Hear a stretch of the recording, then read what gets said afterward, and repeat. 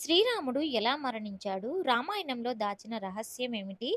శ్రీరాముడి అవతార సమాప్తి వెనక ఉన్న అసలు కథ ఏమిటి?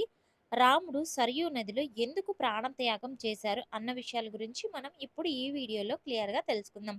ముందుగా మన వీడియోకి ఒక లైక్ చేసి జై శ్రీరామ్ అని కామెంట్ చేయండి. మన భారతదేశంలో శ్రీరాముడి పేరు తెలియని వారు ఉండరు. రావణాసురుని వధించి అధర్మంపై ధర్మాన్ని గెలిపించిన శ్రీ మహావిష్ణువు ఏడవ అవతారమే శ్రీరాముడు. అయితే రాముడి జననం, ఆయన వివాహం, వనవాసం, రావణ సంహారం గురించి మనలో చాలా మందికి తెలుసు. కానీ శ్రీరాముడి జీవితం ఎలా ముగిసింది, ఆయన ఎలా చనిపోయారు, లేదా ఆయన అవతారాన్ని ఎలా చలించాడు అనే విషయం చాలా తక్కువ మందికి తెలుసు. వాల్మీకి వెళ్ళడం వెనుక ఒక పెద్ద శాపం, ఒక రహస్య ఒప్పందం మరియు కాలకృత్యాల కథ ఉంది. ఈరోజు ఈ వీడియోలో శ్రీరాముడి అవతార సమాప్తి వెనుక ఉన్న ఆశ్చర్యకరమైన నిజాలు పూర్తిగా తెలుసుకుందాం. ఈ వీడియోని ఎక్కడ స్కిప్ చేయకుండా చివరి వరకు చూడండి. శ్రీరాముడు అయోధ్యని దాదాపు 11,000 సంవత్సరాల పాటు పరిపాలించారని గ్రంథాలు చెబుతున్నాయి. రాముడి భూలేఖ జీవితం ముగిసే సమయం వచ్చినప్పుడు ఒకరోజు కాలాపురుషుడు ఒక సన్యాసి రూపంలో అయోధ్యకు వస్తారు. ఆయనకు రాముడి కలిసి ఒంటరిగా ఒక ముఖ్యమైన విషయం మాట్లాడాలని కోరతాడు. అయితే కాలాపురుషుడు ఒక షరతు పెడతారు. రామా, నేను నీతో మాట్లాడేటప్పుడు మన ఇద్దరిని ఎవరు చూడకూడదు. మన మాటలు ఎవరు వినకూడదు. ఒకవేళ ఎవరైనా మన గదిలోకి వస్తే వారికి నువ్వే మరణశిక్ష విధించాలి అని చెప్తాడు. రాముడు అందుకు అంగీకరిస్తారు. మరెవరిని నమ్మలేక రాముడు తన ప్రాణ సమానుడైన తమ్ముడు లక్ష్మణ్‌ని ద్వారం దగ్గర కావలాగా ఉంచుతాడు. ఎవరిని లోపలికి రావద్దని ఆజ్ఞాపిస్తారు.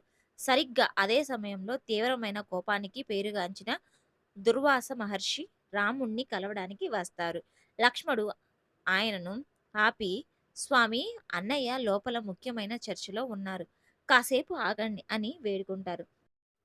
దానికి దుర్వాస మహర్షి తీవ్ర ఆగ్రహంతో, "నువ్వు నన్ను ఇప్పుడు లోపలికి పంపకపోతే అయోధ్య నగరాన్ని, రఘువంశాన్ని మొత్తం నాశనం అయిపోయేలాగా శపిస్తానని" హెచ్చరించాడు. ఇక్కడ లక్ష్మణుడు పెద్ద ధర్మ సంకటంలో పడతాడు.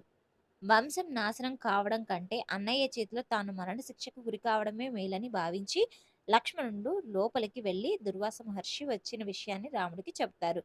దుర్వాస మహర్షి వెళ్ళిపోయిన తర్వాత రాముడు తీవ్ర విచారంలో మునిగిపోతాడు. ఇచ్చిన మాట ప్రకారం లక్ష్మణునికి మరణశిక్ష వేయాలని, కానీ తమ్ముణ్ణి చంపలేడు.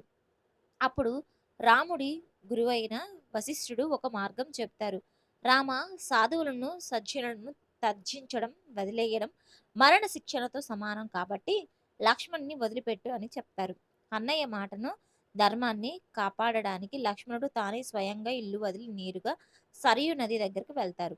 అక్కడ యోగ సాధన ద్వారా తన ప్రాణాలను విడిచిపెడతారు. లక్ష్మణుడు నిజానికి మహావిష్ణువును పడుకునే ఆదిశేషు అవతారం కాబట్టి ఆయన ముందుగా తన అవతారాన్ని ముగించి వైకుంఠానికి చేరతారు. లక్ష్మణ్ణి వియోగం తర్వాత రాముడు భూమిపై ఉండడానికి ఇష్టపడ్డు. తన అవతారాన్ని చలించవలసిన సమయం ఆసన్నమైనదని గ్రహిస్తాడు. రాముడు తన కుమారులైన లవకుశులకు రాజ్యాధికారాన్ని అప్పగిస్తారు. ఆ తర్వాత శ్రీరాముడు కాలినడకన సరియు నది వైపు బయలుదేరతారు. రాముడి వెంట ఆయన ఇంకొకిద్దరు తమ్ముళ్ళైన భరతుడు, శత్రుఘ్నుడు, వీరు విష్ణువు యొక్క శంఖచక్రాలు అవుతారు. అలాగే అయోధ్య ప్రజలు, పశుపక్షాదాలు, వానరులు కూడా రాముణ్ణి వదిలి ఉండలేక ఆయన వెంటనే నడుస్తారు. హనుమంతుడు మాత్రం భూమిపైనే ఉండిపోతారు. సరియు నది తీరానికి చేరుకున్న బ్రహ్మణదేవుడు ఆకాశం నుండి దిగి వచ్చి శ్రీరాముడు స్వాగతిస్తాడు. శ్రీరాముడు నదిలో నడుచుకుంటూ వెళ్లి నీటిలో మునుగుతారు. ఆయనతో పాటు భరత శత్రుఘ్నులు కూడా నదిలోకి వెళ్తారు. అలా రాముడు నీటిలో మునగగానే ఆయన మానవ శరీరాన్ని వదిలి చతుర్భుజాలతో 4 చేతులతో మెరిసిపోయే తన అసలు రూపమైన శ్రీ మహావిష్ణువుగా మారి శంఖచక్రాలు గాదాధారి అయి గరుడ వాహనం పైన వైకుంఠానికి ప్రయాణమవుతారు. ఆయన వెంట వచ్చిన అయోధ్య ప్రజలందరికీ కూడా ఉత్తమ లోక ప్రాప్తి కలుగుతుంది. ఇది శ్రీరాముడి అవతార సమాప్తి వెనుక ఉన్న కథ. సాధారణ మానవుల్లా రాముడు చనిపోలేదు. తాను వచ్చిన కార్యం రావణ సంహారం, భూమిపై ధర్మ సంస్థాపన ముగిసిపోయాక తన అవతారాన్ని ఉపసంహరించుకొని తిరిగి వైకుంఠానికి చేరుకున్నాడు. రాముడి జీవితం మనకు నేర్పేది ఒకటి. ఎంతటి కష్టాలు వచ్చినా ధర్మాన్నిచ్చిన మాటను తప్పకూడదు. ఈ సమాచారం మీకు నచ్చితే వీడియోని తప్పకుండా లైక్ చేసి మీ ఫ్రెండ్స్‌కి షేర్ చేయండి. ఇలాంటి మరిన్ని ఆధ్యాత్మిక, ఆసక్తికరమైన విషయాల కోసం మన ఛానల్‌ని ఇప్పుడే సబ్స్క్రైబ్ చేసుకోండి. జై శ్రీరామ్.